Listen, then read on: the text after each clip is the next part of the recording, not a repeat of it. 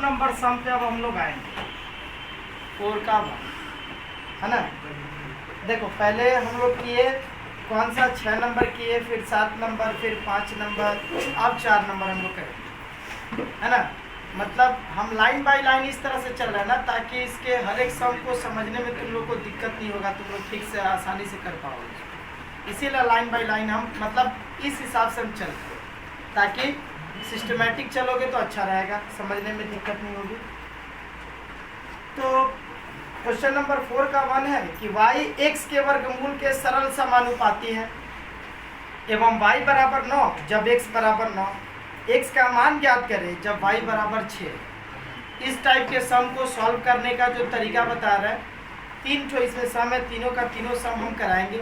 लेकिन जो तरीका बताएंगे ये तरीका याद रखना होगा दिमाग में, क्योंकि इसी से रिलेटेड आगे हम लोग जितने सारे सम्स को करेंगे, अब इसी से रिलेटेड सम्स हम लोग पाएंगे, इसी टाइप से रिलेटेड। क्या है 4 का 1 नंबर, y x के वर्गमूल के सरल समानुपाती है। मतलब बोल रहा क्या कि y x के साथ समानुपाती है, सरल समानुपाती है, मतलब सीधा संबंध में है, मतलब डायरेक्ट वेरिएशन में। लेकिन किस तरह, y x के साथ डायरेक्ट है, लेकिन किस तरह, y x के वर्गमूल के साथ, y x के वर्गमूल के साथ है।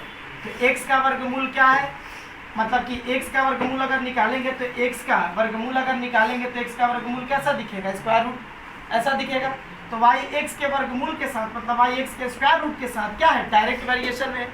मतलब y x के वर्गमूल, तो x का वर्गमूल ऐसा ये इस तरह का होगा, x का अगर वर्गमूल निकालेंगे तो रूट x होगा। तो y x के वर्गमूल के साथ सीधा समानुपाती है, डायरेक्ट वेरिएशन में है। तो हम लोग लिखेंगे इस प्रकार की y direct variation with root over x, है ना। तो y x के वर्गमूल के साथ सीधा संबंध में, सरल समानुपाती है, तो सरल समानुपाती लिखिए। अब बोल रहा है क्या कि y का मान 9 है तो x बराबर 9 है। मतलब ये क्या बोला, ये देखिए क्या बोला, ये बोल रहा है ना कि हम लोग यहाँ पे जो भी हम लोग रिलेशन देख रहे हैं, उस रिलेशन में जब y के वैल्यू को हम लोग 9 ले रहे हैं तो x का भी वैल्यू 9 आ रहा है। हम लोग a और b लेकर के, x और y लेकर के हम लोग बहुत सारा हम लोग इस तरह का हम लोग क्या देखे हैं, मतलब बहुत तरह का इस तरह का एग्जाम्पल देखे हैं, जिसमें अगर दो एक दूसरे के साथ सरल भेद में होता है तो उनका रेशियो हमेशा स्थिर होता है, a का मान, b का मान, बहुत सारे कंडीशन में a का मान और b का मान दिया रहता है, और हम लोग उसका रेशियो निकालते हैं तो रेशियो कांस्टेंट आता है। कांस्टेंट निकल के जो आता है, कांस्टेंट जो निकल के आता है, जैसे मान लो 2/3, 2/3, तो 2/3 ये जो तुम्हारा कांस्टेंट है, यही कांस्टेंट उसका वैल्यू हो जाता है। ये कांस्टेंट जो है उस रेशियो का वैल्यू है, और साथ ही साथ रेशियो का वैल्यू ही कांस्टेंट का मान कहलाता है। तो हम लोग को अभी इतना नहीं समझना है, हम लोग को बोल रहा है क्या कि इसमें y का मान अगर 9 है तो उस हिसाब से x का वैल्यू भी 9 है। मतलब जब दो राशि एक दूसरे के साथ किसी भी भेद में दिखती है तो हर एक कंडीशन में उन दोनों का वैल्यू दिया रहता है। जैसे y का वैल्यू दिया, फिर x का वैल्यू देगा, फिर एक ठो y का फिर एक वैल्यू देगा, उस हिसाब से x का एक और वैल्यू निकलेगा, y का वैल्यू फिर देगा तो उस हिसाब से x का एक और वैल्यू निकलेगा। मतलब अलग अलग कंडीशन में हम लोग y का वैल्यू देखेंगे और x का भी वैल्यू देखेंगे। तो यहाँ पे बोल रहा क्या कि y x के वर्गमूल के साथ सीधा संबंध में है, सरल समानुपाती है, सीधा संबंध में, डायरेक्ट वेरिएशन में है, और साथ ही साथ ये भी बोल रहा है कि अगर y का मान 9 हो रहा है तो उस हिसाब से x का मान 9 होगा। तो इसका यूज हम लोग किस तरह करेंगे, कैसे इसका यूज इसमें होगा बताएंगे। तो सबसे पहले हम लोग जानते हैं कि हम लोग इस वेरिएशन को पहले पूरी तरह से हम लोग पहले तोड़ लेते हैं। हम लोग अब तक जितना सारा सम बना है उन सभी सम में हम लोग क्या कर रहे हैं, जो वेरिएशन है उस वेरिएशन को हम लोग तोड़ रहे हैं।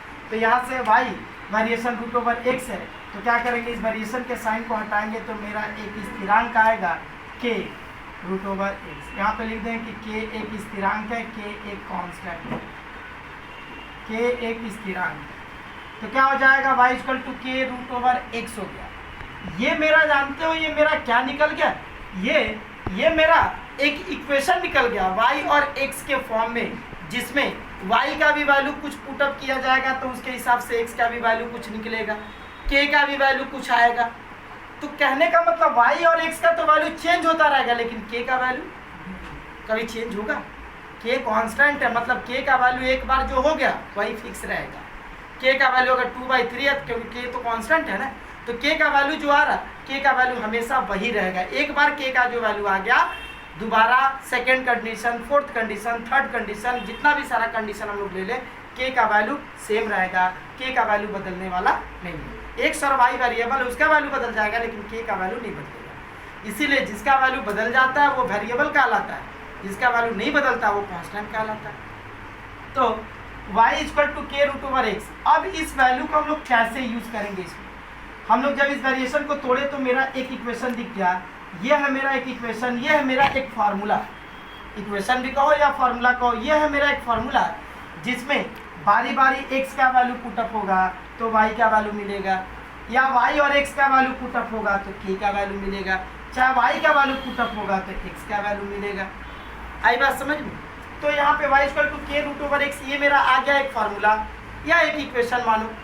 अब क्या है इसमें बोल रहा क्या है कि y इक्वल टू 9 है, तो उस हिसाब से इस अकॉर्डिंग टू दिस रिलेशन, इस रिलेशन के हिसाब से अगर y का वैल्यू 9 है तो x का वैल्यू भी 9 आ रहा है। तो फिर उसमें ये क्वेश्चन किया है कि जब y का वैल्यू मेरा 6 हो तो x का वैल्यू क्या होगा? y का वैल्यू अगर 6 होगा तो उस हिसाब से x का वैल्यू क्या होगा? पहले ये बोल दिया कि अगर y का वैल्यू 9 है तो मतलब ये जो मेरा रिलेशन निकला, तो अकॉर्डिंग टू दिस रिलेशन, इस रिलेशन के हिसाब से y का वैल्यू अगर 9 है तो उस हिसाब से x का वैल्यू भी 9 है। तो फिर बोला क्या कि तब इसी रिलेशन से y का वैल्यू अगर 6 है तो x का वैल्यू क्या होगा? तो कैसे निकालेंगे कि अगर y का वैल्यू 6 है तो x का वैल्यू क्या निकलेगा? सबसे पहले हम लोग क्या करेंगे, ये जो मेरा फर्स्ट कंडीशन में ये जो वैल्यू दिया हुआ y और x का, तो क्या करेंगे y और x के इस वैल्यू को पुटअप करेंगे यहाँ पे, और y और x के वैल्यू को पुटअप करेंगे तो y का वैल्यू और x का वैल्यू अगर पुटअप होगा तो क्या बचेगा? k। मतलब k का वैल्यू हमको पता चल जाएगा। मतलब इस रिलेशन में जो कांस्टेंट दिख रहा है उस कांस्टेंट का वैल्यू क्या है, स्थिरांक का वैल्यू क्या है, हमको पता चल जाएगा। जब k का वैल्यू जब पता चल गया तो ये हो गया मेरा एक फार्मूला, यही हो गया मेरा एक रिलेशन, यही हो गया मेरा एक इक्वेशन। बारी बारी x का वैल्यू या y का वैल्यू बारी बारी इसी इक्वेशन में, इसी फार्मूले में पुटअप करेंगे और जिसका भी वैल्यू निकालना रहेगा उसका वैल्यू हम लोग निकालेंगे। अगर यहाँ पे y और x का वैल्यू पुटअप कर देते हैं तो k का वैल्यू मिल जाएगा। फिर जब y का वैल्यू 6 है तो y के वैल्यू को 6 पुटअप करके x का वैल्यू यहाँ पे फाइंड आउट कर लेंगे, क्योंकि k का वैल्यू तो हमको मिल गया रह गया। कैसे? ये फर्स्ट कंडीशन वाला जो वैल्यू तुमको दिया हुआ है x और y का, तो x और y के वैल्यू को यहाँ पे पुटअप करेंगे तुमको k का वैल्यू मिल जाएगा। और फिर से इसी इक्वेशन के हिसाब से y इक्वल टू 6 और x इक्वल टू कुछ निकालना है, y का वैल्यू अगर 6 है तो उस हिसाब से x का वैल्यू क्या होगा ये हमसे पूछा है। तो क्या करेंगे, इसी में, इसी रिलेशन में, इसी इक्वेशन में, इसी फॉर्मूले में बारी बारी x और y का वैल्यू पुटअप होगा और बारी बारी सबका वैल्यू निकलेगा। तो पहले हम लोग x और y के वैल्यू को पुटअप करके k के वैल्यू को जान लेंगे। k का वैल्यू जो निकल के आएगा, second condition, fourth condition, fifth condition, जब भी हो हम कोई भी अगर एक वैल्यू पुटअप करेंगे x का या y का, तो k के वैल्यू को वहाँ पे वही वैल्यू लेंगे जो हम निकाल करके रखेंगे, जो वैल्यू हमको मिलेगा। आई बात समझ में? तो देखो क्या करेंगे, यहाँ पे हमको ये जो वैल्यू दिया हुआ है इस वैल्यू को यहाँ पे पुट करके पहले k का वैल्यू निकाल लेंगे। फिर दोबारा इसी रिलेशन से ही y का वैल्यू 6 दिया तो पूछ रहा है कि इसी रिलेशन से तब x का वैल्यू क्या होगा। तो फिर दोबारा y का वैल्यू यहाँ पे 6 पुटअप करेंगे y की जगह पे, तो x का वैल्यू मिल जाएगा, क्योंकि k का वैल्यू तो हम लोग निकाल लिए रहेंगे। अब ये देखो कैसे, तो क्या करेंगे, y का वैल्यू 9 दिया और x का वैल्यू भी 9 है, तो इस वैल्यू को यहाँ पे पुटअप करेंगे। तो y इक्वल टू यहाँ पे लिख देंगे कि जब y इक्वल टू 9 हो तो x इक्वल टू 9 है। अच्छा, डायरेक्ट लिख देंगे कि y इक्वल टू 9 एवं x इक्वल टू 9 बैठाने पर, किस में, जो रिलेशन हुआ, जो रिलेशन हम लोग पा रहे हैं, जो इक्वेशन पा रहे हैं या जो फार्मूला पा रहे हैं, यही एक फार्मूला है। इसी में हम लोग बारी बारी वैल्यू को पुटअप करेंगे और मान निकालेंगे। तो क्या हो जाएगा, यहाँ पे y की जगह 9 पुटअप कर दे, equal to k into root over X. तो रूट ओवर एक्स का वैल्यू हो गया मेरा 9, तो 9 equal to k into root over 9। तो रूट 9 का स्क्वायर रूट कितना हो जाता है, 3। k का जब वैल्यू निकालेंगे तो जो 3 यहाँ मल्टीप्लाई कर रहा है, इधर आकर के डिवाइड करेगा तो 3 से 9 कट जाएगा 3 टाइम, तो k का वैल्यू मेरा कितना निकला, 3। ये k का वैल्यू चाहे हम x और y का कुछ भी वैल्यू लें, x और y का हम कोई भी वैल्यू यहाँ पे ले, क्योंकि x और y वेरिएबल है, कोई भी वैल्यू यहाँ पे लिया जा सकता है। यहाँ पे y इक्वल टू 6 दिया ना, तुम यहाँ पे y इक्वल टू कुछ और मान लो, y इक्वल टू 15 पुटअप करके भी x का एक वैल्यू निकाल सकते हो। लेकिन k का वैल्यू मेरा जो 3 आया, हम दोबारा जब y का वैल्यू 6 पुट अप करने जाएंगे तो क्या k का वैल्यू मेरा चेंज हो जाएगा? k का वैल्यू अगर y इक्वल टू 9 और x इक्वल टू 9 के हिसाब से अगर k का वैल्यू मेरा 3 आया तो क्या y इक्वल टू 6 और x इक्वल टू समथिंग जो भी वैल्यू आएगा उसके हिसाब से k का वैल्यू भी बदल जाएगा? नहीं, k कांस्टेंट है ना। तो k का वैल्यू एक बार जो आया k का वैल्यू वही रहेगा, फिक्स रहेगा, दोबारा k का कोई नया वैल्यू नहीं दिखेगा। k का वैल्यू जो आया यही वैल्यू रहेगा।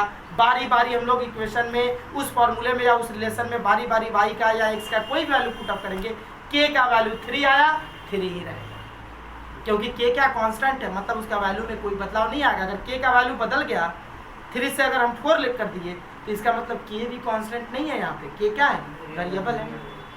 तो k का वैल्यू मेरा आ गया 3। अब क्या करेंगे, फिर से वापस यही एक फार्मूला है जिस फार्मूले में इस वैल्यू को पुट अप करके k निकाले, तो अब इसी फार्मूले में फिर से जो पूछा उस वैल्यू को पुट अप करके जिसका मान निकालना वो निकाल पाएंगे। तो यहाँ पे क्या करेंगे, फिर लिखेंगे कि जब y इक्वल टू 6 हो तो मतलब y का वैल्यू अगर 6 है तो x का वैल्यू क्या होगा हम लोग निकालने जाएंगे। तो क्या करेंगे, यही है मेरा वो फार्मूला जिस फार्मूले से बारी बारी वैल्यू मेरा निकलेगा। हम लोग जो रिलेशन निकाल के रखे हैं यही है फार्मूला, यही है रिलेशन, यही एक इक्वेशन जिसमें हम लोग बारी बारी वैल्यू को पुट अप करके मान निकालेंगे। तो क्या करेंगे, यहाँ पे y का वैल्यू कितना अभी अभी दिखाया कि y का वैल्यू अगर 6 है तो इस हिसाब से x का वैल्यू क्या होगा। तो y का वैल्यू हम 6 पुट अप कर दिए, k का वैल्यू मेरा 3 आया तो 3 ही रहेगा, k का वैल्यू बदलेगा नहीं क्योंकि k कांस्टेंट है। हजारों कंडीशन में x और y का वैल्यू बदल सकता है, लेकिन k का वैल्यू 3 है तो 3 ही रहेगा। तो k into root over x इसका वैल्यू निकालना है। तो 6 3 इधर आ गया तो इधर मल्टीप्लाई कर रहा तो इधर आके डिवाइड किया, 3 से 6 कट गया 2 टाइम, तो 2 इक्वल टू हो गया रूट ओवर x। क्या x का वैल्यू निकल गया? नहीं, ये रूट x का वैल्यू, x का वैल्यू अभी भी नहीं निकला। तो जब तक ये रूट हटेगा नहीं x का वैल्यू निकलेगा नहीं।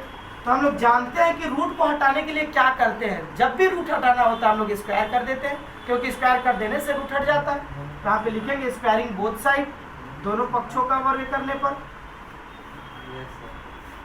दोनों पक्षों का वर्ग करने पर तो क्या हो जाएगा मेरा 2 का स्क्वायर इधर अलग होगा, रूट ओवर x का स्क्वायर यहाँ अलग होगा, तो 2 का स्क्वायर हो जाएगा 4, रूट ओवर x का स्क्वायर हो जाएगा x।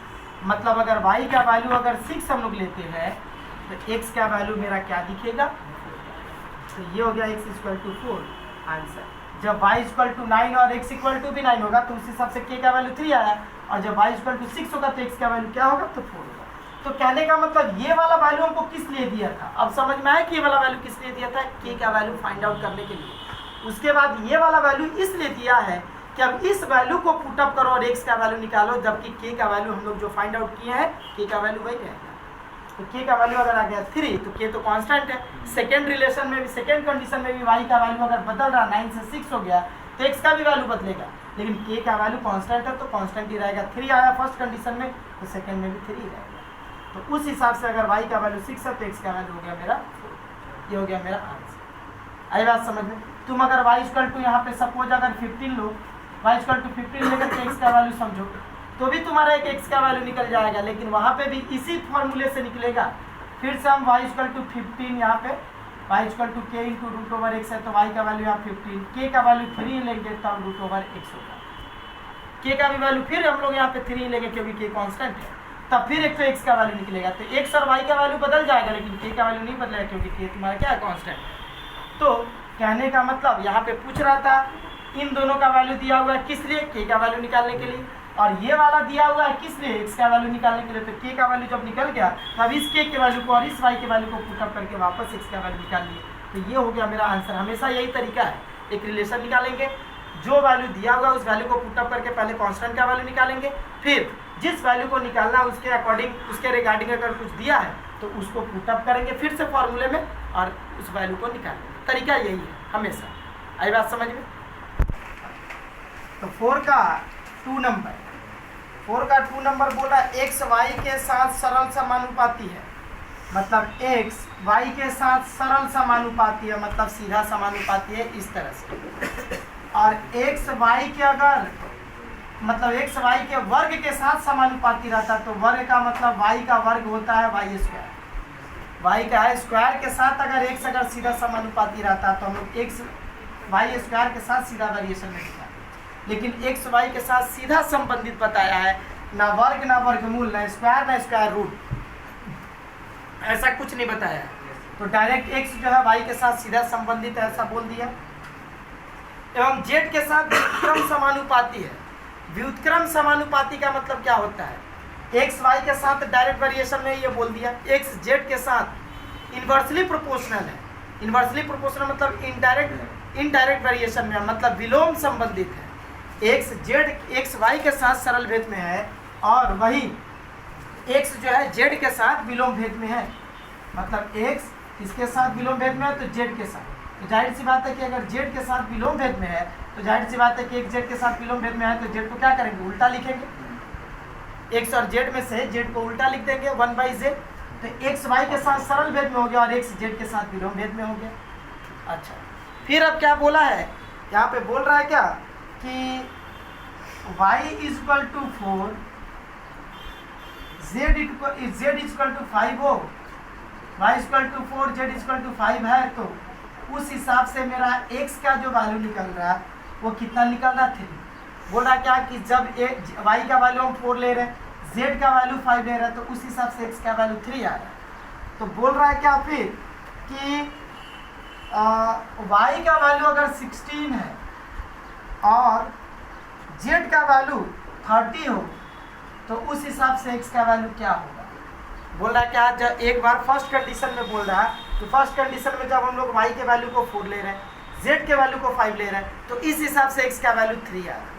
फिर बोल रहा क्या कि अगर हम लोग y का वैल्यू 16 लेते हैं और z का वैल्यू 30 लेते हैं तो x का वैल्यू क्या आएगा? x y के साथ भी डायरेक्ट वेरिएशन में है और x z के साथ इनडायरेक्ट वेरिएशन में। तो इन दोनों को मिला करके बोल रहा क्या कि जब y के वैल्यू को 4, z के वैल्यू को 5 ले रहे हैं तो इन दोनों के वैल्यू को लेने से x का वैल्यू 3 आ रहा है। और जब y का वैल्यू बोल रहा कि अगर 16 ले लिया जाए और z का वैल्यू 30 लिया जाए तो x का वैल्यू क्या होगा? एकदम सेम टू सेम वही सब है, लेकिन थोड़ा अलग है। अलग क्या है? उसमें तो एक ही वेरिएशन था, इसमें 3 वेरिएशन को एक साथ दिया है। वहाँ पे 2 वेरिएबल था, यहाँ पे 3 वेरिएबल को एक साथ दिया। तो करेंगे क्या? अलग अलग वेरिएशन को एक साथ एक ही वेरिएशन में लिख लेंगे। याद होगा तुम लोग को हम थ्योरी में बताए थे कि जब एक ही चल राशि अलग अलग राशियों से जब अपना वेरिएशन दिखाती है तो उनको एक ही साथ एक वेरिएशन में दिखाने की विधि को कहा जाता है यौगिक भेद, कंपाउंड वेरिएशन। तो देखो तो x ही y के साथ यहाँ पे भेद बता रही है और वही x z के साथ भी भेद अपना दिखा रही है। मतलब एक ही राशि 2 अलग अलग राशियों से अपना भेद दिखा रही है। तो हम कहेंगे मान लो कि ये भेद नंबर 1 और ये भेद नंबर 2, ये वेरिएशन नंबर 1 और ये वेरिएशन नंबर 2, तो हम लोग लिखेंगे कि अगर 1 और 2 का यौगिक भेद करने पर, मतलब वेरिएशन नंबर 1 और वेरिएशन नंबर 2 इन दोनों का यौगिक भेद करने पर, मतलब जब हम दोनों को कंपाउंड वेरिएशन में एक साथ अगर लिखना चाहते हैं तो बोले थे कि x को जैसा वैसे लिखते हैं और बाकी दोनों पार्ट को मल्टीप्लाई करके बैठा देते हैं। तो y से 1/z का यहाँ मल्टीप्लाई करो, देखो क्या दिखेगा? y/z दिखेगा। y से 1 का इंटू करके y/z, मतलब यहाँ पे इस वेरिएशन में देखो मान नहीं बदला, इस वेरिएशन में इसका भी मीनिंग नहीं बदला। x y के साथ सरल भेद में और z के साथ विलोम भेद में है, तो देख लो मिला करके दिखेगा। हम लोग देख रहे हैं कि ये दिख रहा है x y के साथ सीधा भेद में, क्योंकि सीधा सीधा और z उल्टा है तो उल्टा भेद में दिख रहा है। आई बात समझ में? एक साथ ले लिए। अब जा करके इसको ब्रेक करेंगे, वेरिएशन को हम लोग तोड़ेंगे। तो यहाँ पे जब ये वेरिएशन का साइन जब हटेगा तो एक कांस्टेंट आएगा क्या? k। तो k इंटू वाई बाई क्या हो जाएगा? k into y by z। यहाँ पे लिख देंगे कि k एक वेरिएशन है। जब वेरिएशन का साइन हटता है तो एक माने कांस्टेंट आता है, एक स्थिरांक आता है इक्वल टू के साइन के साथ। तो x equal to k into y by z, मतलब ये क्या मिल गया मेरा? ये एक फार्मूला मिल गया, ये एक रिलेशन मिल गया x y z के बीच। ये मेरा एक मतलब कि रिलेशन मिल गया कहो, या इक्वेशन मिल गया, या फार्मूला कहो, एक ही बात है। तो क्या करेंगे? ये किस लिए आया? अब क्या करेंगे? ये जो 3 वैल्यू दिया हुआ है ये किस लिए दिया हुआ है? बोल रहा है क्या कि जब इन वेरिएशन को यूज़ किया गया और यूज़ करके देखा जा रहा कि y का वैल्यू 4 ले रहे हैं, z का वैल्यू 5 ले रहे हैं, तो उस हिसाब से x का वैल्यू 3 है। मतलब x y z तीनों का वैल्यू यहाँ दे दिया। किस लिए दिया? k का वैल्यू निकालने के लिए, कि इन तीनों का वैल्यू पुट अप करके k का वैल्यू निकालो। और सेकेंड कंडीशन में y का वैल्यू 16, z का वैल्यू 30 पुट अप करके x का वैल्यू निकाल लिया जाए। तो पहले ये तीनों वैल्यू को पुटअप करके k निकाला जाएगा और इन दोनों वैल्यू को पुटअप करके x निकाल लिया जाएगा। जो k का वैल्यू मिलेगा वो k के वैल्यू को पुटअप करके, क्योंकि k यहाँ पे कांस्टेंट है, k का वैल्यू एक बार जो निकल के आएगा वही हमेशा के लिए फिक्स हो जाएगा। आई बात समझ में? तो क्या करेंगे यहाँ पे वही लिखेंगे कि y equal to 4, z equal to 5 एवं x इक्वल टू 3 बैठाने पर, मतलब इन सबका मान हम लोग पुटअप कर रहे हैं, यहाँ पे वैल्यू को पुटअप करें तो x का वैल्यू हो गया मेरा कितना 3 k इंटू y का वैल्यू मेरा क्या हो गया 4 इंटू z का वैल्यू क्या हो गया 5। आई बात समझ में? तो यहाँ पे ये हो जाएगा 3 इक्वल टू 4 से k का इंटू होकर के 4k बाई 5। तो 4k equal to cross into कर दे रहे हैं, तो मान लो इसके नीचे 1 है, ये 1 4k से इंटू किया तो 4k हो गया, 5 से 3 का इंटू होकर के 15। अब k का वैल्यू जब निकालेंगे तो 15 बाई 4 हो जाएगा, ये 4 इधर मल्टीप्लाई कर रहा है तो इधर आके डिवाइड किया तो 15 बाई 4 हो गया। तो ये हो गया मेरा k का एक वैल्यू 15 बाई 4। मतलब k का जो वैल्यू आया 15 बाई 4 वो इस कांस्टेंट मतलब कि इस वेरिएशन के लिए और इस वेरिएशन के लिए दोनों के लिए k का वैल्यू मेरा फिक्स हो गया। स्थिरांक का जो मान हुआ k, वो k का वैल्यू 15 बाई 4 ही हमेशा के लिए स्थिर हो गया। मतलब k का वैल्यू 15 बाई 4 जो आया वो अब 15 बाई 4 से 15 बाई 6 नहीं होगा, 15 बाई 4 आया तो 15 बाई 4 ही रहेगा। तो अब इस k के वैल्यू को और इस y और इस z के वैल्यू को पुटअप करके वापस हम लोग x का वैल्यू निकालेंगे। किस तरह से? तो वापस वैल्यू को पुटअप करके, कहाँ ये जो मेरा रिलेशन निकला या ये जो इक्वेशन निकला या ये जो फार्मूला मिला, इसी फार्मूले में बारी बारी पुटअप करेंगे, बारी बारी जिसका भी वैल्यू निकालना रहेगा निकालेंगे। एक बार x y z का वैल्यू इसी फार्मूले में पुटअप किए, k का वैल्यू मिला, फिर से x का वैल्यू निकालने के लिए इसी फार्मूले में पुटअप करेंगे और वैल्यू को निकालेंगे। तो क्या है मेरा x equal to k into y by z है मेरा। तो x इक्वल टू x का वैल्यू निकालना है, क्या है यहाँ पे बोल दिया है क्या कि y इक्वल टू 16 और z इक्वल टू 30 बैठाने पर, मतलब इस फार्मूले में वापस y के वैल्यू को हम 16 और z के वैल्यू को 30 पुटअप कर रहे हैं। तो देख रहे हैं कि x का वैल्यू क्या है। तो k का वैल्यू क्या रहेगा, यही 15 बाई 4। तो k का वैल्यू यहाँ 15 बाई 4 हो गया इंटू y, तो y का वैल्यू 16 है, पुटअप कर दिए, z का वैल्यू 30 है, वो भी पुटअप कर दिए। अब काटेंगे तो 4 से 16 कट जाएगा 4 बार में, 15 से 30 कट जाएगा 2 बार में, फिर 2 से 4 कट गया तो x का वैल्यू क्या होगा। तो अगर यहाँ पे जिस तरह से बोला कि अगर y का वैल्यू 4 z का वैल्यू 5 होगा तो इन दोनों वैल्यू को पुटअप करने से x का वैल्यू 3 निकल रहा है, तो उसी हिसाब से y का वैल्यू 16 और z का वैल्यू 30 लेने से x का वैल्यू क्या निकलेगा 2। तो यही x का वैल्यू 2 हो गया। 4 का 3 बोल रहा है x y के साथ सरल समानुपाती है, z के साथ व्युत्क्रम समानुपाती है। मतलब x y के साथ डायरेक्ट वेरिएशन में है और x z के साथ इनडायरेक्ट वेरिएशन में, मतलब x y के साथ सरल भेद हो गया और x z के साथ दिया हुआ विलोम भेद, जैसे कि इसके पहले वाला था। तो x y के साथ सरल भेद में हो गया और x z के साथ विलोम भेद में हो गया। तो x y के साथ सरल भेद में होगा तो ऐसे दिखाएंगे और x z के साथ विलोम भेद में होगा तो उसका भेद ऐसे दिखाएंगे। अच्छा, अब क्या बोला है कि y equal to 5, z equal to 9, तो उस हिसाब से x का वैल्यू आ रहा मेरा 1/9। बोल रहा है क्या कि इन दोनों वेरिएशन के लिए जब y का वैल्यू 5 z का वैल्यू 9 ले रहे थे, x का वैल्यू 1/9 आ रहा। फिर बोल रहा है क्या कि x y z में संबंध, यहाँ पे मान लो कि 1/6 है इस बुक में, ना 1/6 है 6। तो बोल रहा है क्या कि y इक्वल टू 6 और z इक्वल टू 1/5 हो तो x का मान क्या होगा। फिर बोल रहा है क्या कि पहले तो बोला कि x y z में रिलेशन निकालो, इन तीनों में क्या रिलेशन, पहले तो हमको रिलेशन निकालना है इन तीनों में। उसके बाद फिर बोला है क्या कि फिर अगर y इक्वल टू 6 और z इक्वल टू 1/5 होगा तो उस हिसाब से x का वैल्यू मेरा क्या होगा। तो हम लोग तो मतलब कि इस टाइप का क्वेश्चन अभी 2 हम लोग किए।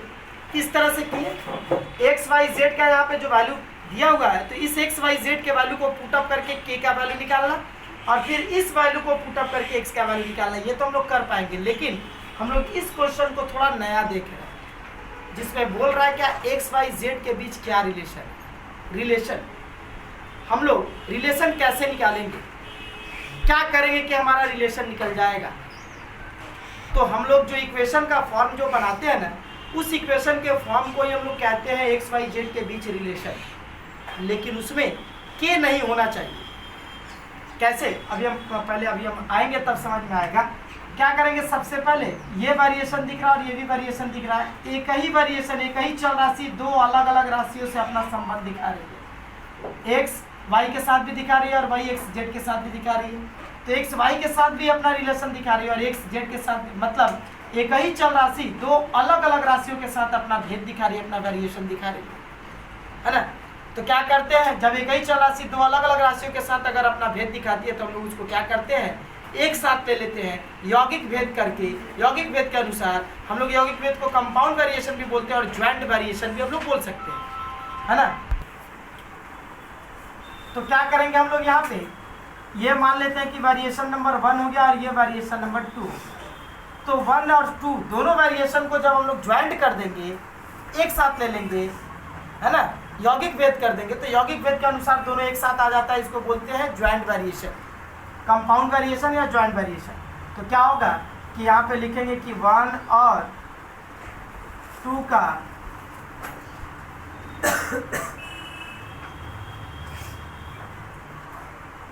यौगिक भेद करने पर, मतलब यौगिक भेद को हम लोग ज्वाइंट वेरिएशन भी बोल सकते हैं,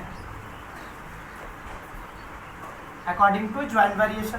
तो क्या होगा, ज्वाइंट वेरिएशन में होता क्या है कि जो एक ही चल राशि हो जैसा वैसे लिया जाता है, जो सेम वेरिएबल है, और बाकी सारे को हम लोग इंटू कर देते हैं। तो y और 1/z को अगर इंटू के फॉर्म में यहाँ पे पुटअप करेंगे तो 1y/z हो जाएगा। तो ये हो गया मेरा क्या, एक वेरिएशन में जिसमें एक्स वाई के साथ सरल भेद में और एक्स जेड के साथ विलोम भेद दिखा रहा है एक ही साथ। तो क्या करेंगे, अब इस वेरिएशन को हम लोग ब्रेक करेंगे। तो वेरिएशन का साइन जब हटेगा तो एक इक्वल टू का साइन के साथ एक कांस्टेंट आएगा y/z। यहाँ पे लिख दें कि k एक स्थिरांक है, k कांस्टेंट है। ये जो आया ये मेरा एक फार्मूला भी आया, यही मेरा एक रिलेशन भी है और यही मेरा एक इक्वेशन है, जहाँ पे बारी बारी हम लोग एक्स वाई जेड के वैल्यू को पुटअप करके जिसका वैल्यू निकालना रहेगा उसका वैल्यू हम लोग निकाल पाएंगे। लेकिन यहाँ पे जिस रिलेशन का ये बात कर रहा है ना, इस रिलेशन को हम लोग क्या कहेंगे, यहाँ पे कैसे दिखाएंगे।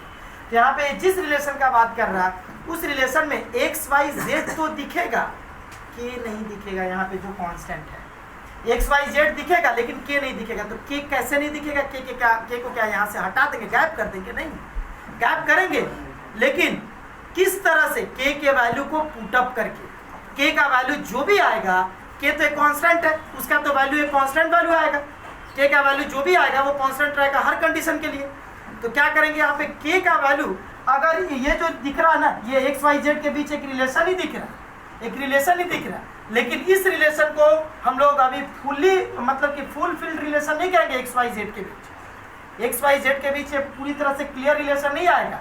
क्लियर रिलेशन तब आएगा जब यहाँ से के को हटा दिया जाएगा। तो के हटेगा कैसे, के को डायरेक्ट हटाने का कोई यहाँ पे तरीका नहीं है, कोई मेथड नहीं है कि के को हटा दिया जाएगा, और ना ये कोई मेथड है कि हाँ के को यहाँ से गायब कर देंगे। नहीं, के को हटाने का रास्ता, जरिया क्या है कि के का वैल्यू निकाल करके के की जगह पे उसके वैल्यू को पुटअप कर दो। पुटअप कर देने से क्या हो जाएगा, ये मेरा एक्स वाई जेड के बीच एक रिलेशन दिख जाएगा जिसमें के नहीं दिखेगा बल्कि के की जगह उसका वैल्यू दिखेगा, और उसी वैल्यू के अकॉर्डिंग एक्स वाई जेड का एक रिलेशन दिखेगा। आई बात समझ में? तो जब भी याद रखना कि अगर वेरिएशन के इस सब में तुमको बोल रहा है, हम लोगों को बोल रहा है कि अगर कोई रिलेशन दिखाना है, जो भी वेरिएबल दिया हुआ उस वेरिएबल के बीच अगर कोई रिलेशन दिखाना है, तो हम लोग ये बात समझ लेंगे, दिमाग में इस बात को हमेशा याद रखेंगे कि यहाँ पे जो कांस्टेंट हम लेकर के आ रहे हैं उस कांस्टेंट के वैल्यू को हटा देना है। मतलब कांस्टेंट को हटा देना, मतलब कांस्टेंट के वैल्यू को वहाँ पे जो के अगर कांस्टेंट आ रहा तो के के वैल्यू को वहाँ पे कुछ निकाल करके पुटअप कर देना होगा के की जगह पे। मतलब के को यहाँ से हटा देंगे, के यहाँ पे नहीं दिखना चाहिए, के की जगह उसका वैल्यू दिखना चाहिए।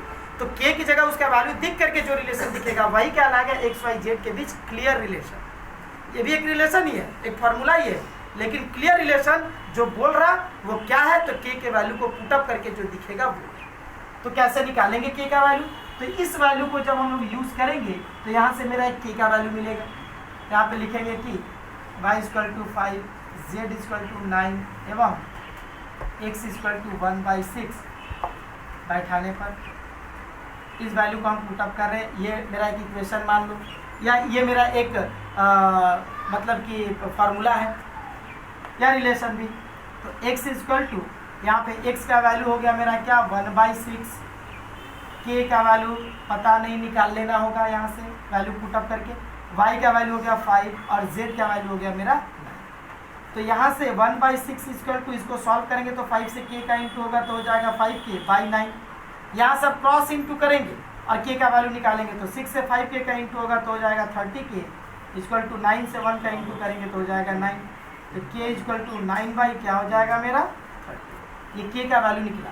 अब इस k के वैल्यू को ये जो मेरा x y z के बीच जो इक्वेशन दिख रहा है, जो रिलेशन दिख रहा है ना, यहाँ पे x y z जैसा वैसी रहेगा, क्योंकि x y z वेरिएबल, इसका वैल्यू अपने मन से कुछ भी हो सकता है, कुछ भी इसका वैल्यू बदल सकता है, लेकिन k का वैल्यू नहीं बदलेगा। तो यहाँ पे क्या करेंगे, इस रिलेशन में x y z जैसा वैसी रहेगा, k के वैल्यू को 9/30 जो आया, इस k के वैल्यू को यहाँ पे पुटअप कर देंगे तो x y z और इस k का वैल्यू ये वाला पुटअप होकर के जो रिलेशन दिखेगा वो कहलाएगा क्लियर रिलेशन, जिसमें k नहीं होना चाहिए। मतलब इसका कांस्टेंट का वैल्यू पुटअप करना पड़ेगा, k नहीं दिखाना होगा।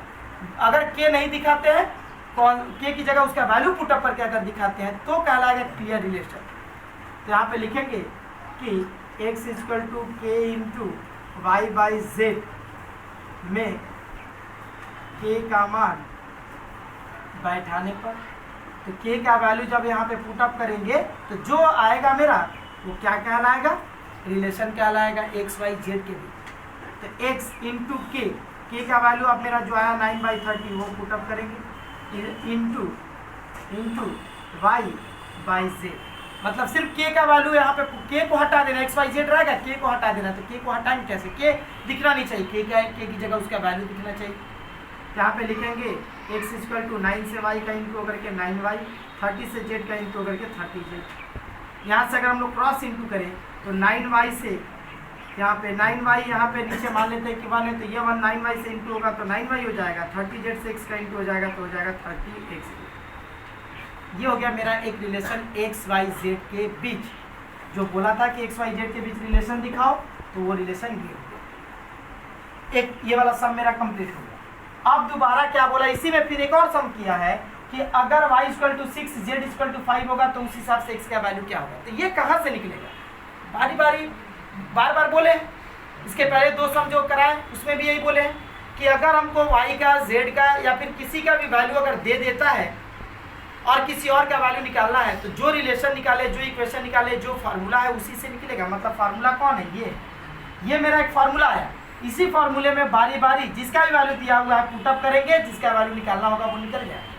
तो वापस इस वैल्यू को पुटअप करेंगे, x का वैल्यू पता चल जाएगा। तो फिर लिखेंगे यहाँ पे कि x equal to k into y/z में y इक्वल टू 6 एवं z इक्वल टू 1/5 बैठाने पर हम लोग इस वैल्यू को पुटअप कर रहे हैं। तो क्या होगा, यहाँ पे x का वैल्यू निकलेगा तो k का वैल्यू क्या पुटअप करेंगे, जो मेरा आया है 9/30, तो k की जगह 9/30 इंटू y का वैल्यू मेरा कितना है 6/z, z का वैल्यू 1/5। तो क्या हो जाएगा, x इक्वल टू 9/30 है, जैसा था वैसी रहा। ये वाला 6/1/5 का मतलब क्या हुआ, ये 1/5 इस 6 से डिवाइड कर, तो जब डिवाइड करता है तो 6 तो जैसा वैसी रहा। ये 1/5 जब डिवाइड करेगा तो ऊपर जाएगा डिवाइड होने के लिए, तो उलट जाता है, मतलब 5/1 हो जाता है। अब क्या होगा, 6 से 30 कट जाएगा 5 टाइम, 5 से 5 कट जाएगा तो x का वैल्यू क्या हुआ 9/1 मीन्स ओनली 9। x का वैल्यू मेरा क्या निकला 9। मतलब अगर y का वैल्यू 5 होगा, z का वैल्यू 9 होगा तो उस हिसाब से x का वैल्यू 1/6 हो, और अगर y का वैल्यू 6 हो और z का वैल्यू 1/5 हो तो उस हिसाब से x का वैल्यू मेरा क्या दिखेगा 9 दिखेगा। ये होगा मेरा हाँ। देखो यहाँ पे ये मेरा जो वैल्यू आ रहा है ना 9/30, हम लोग इसको काट भी सकते हैं। तो अगर काटेंगे तो ये 3 से कट जाएगा और ये 10 से कट जाएगा, तो k इक्वल टू हो जाएगा 3/10। तो यहाँ पे हम लोग 3/10 भी पुटअप करके दिखा सकते हैं 3/10। तो ये हो जाएगा मेरा 3y/10z। तो यहाँ पे हो जाएगा क्रॉस इंटू अगर करते हैं तो 3y इक्वल टू 10xz। ये हो गया रिलेशन।